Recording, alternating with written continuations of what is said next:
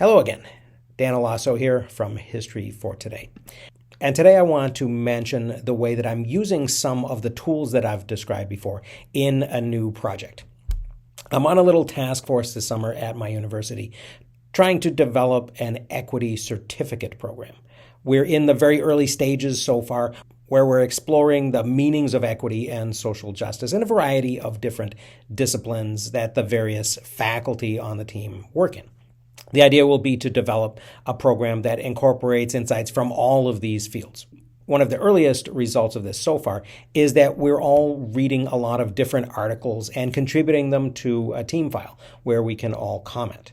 One of the first articles submitted was about the study of masculinity, which is not a topic that I've focused on very much, although I have read a bit on gender more generally.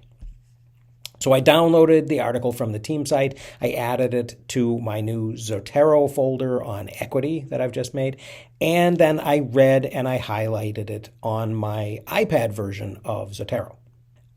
When I was done, I saved the article back to Zotero, and the way you do that is by sharing it back to Zotero. And then I opened the file once again on my computer, and boom, I was able to see all the highlights.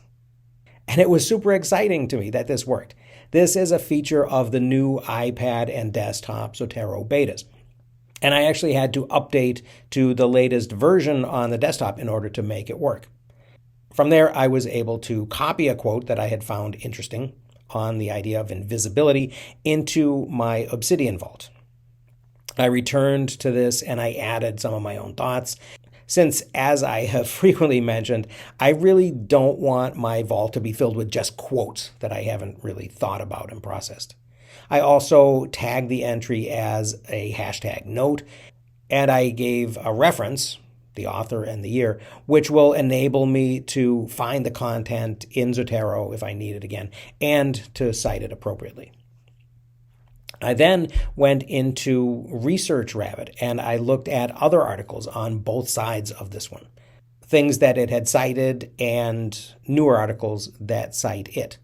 The big source that it cites was, of course, Joan Scott's foundational analysis of gender in history, which I have read before and which I had already added to the collection to take another look at and review.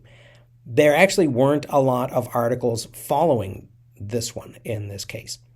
This happens sometimes, but not always.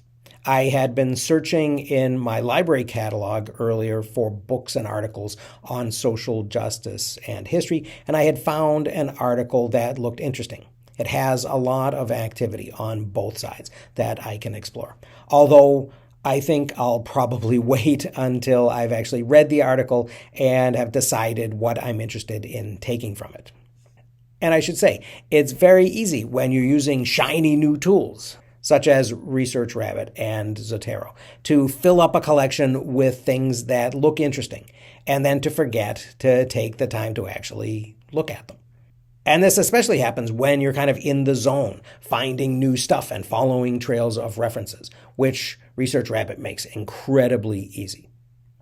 At other times, I find myself sort of drinking from the fire hose with reading. I'm currently in various stages of reading or listening to and highlighting and making notes on about a dozen different texts.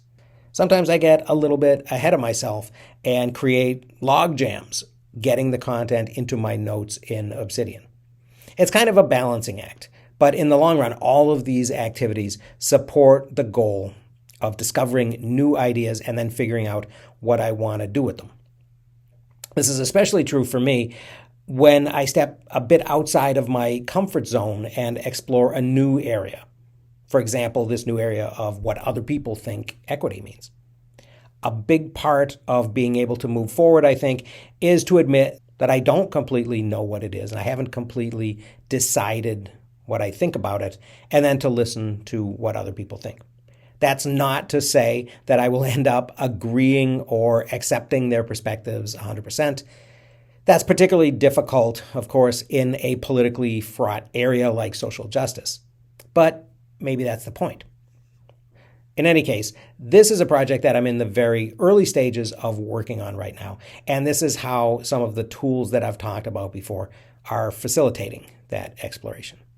I'll probably have more to say about this topic as I read more and as my little task force develops ideas on what we want to do and how we want to explore these ideas, both ourselves and then with students, and also on how the tools facilitate that going forward. But that's a glance at what I'm doing right now. So I hope people found that a little bit interesting. Thanks very much for listening, and I will see you again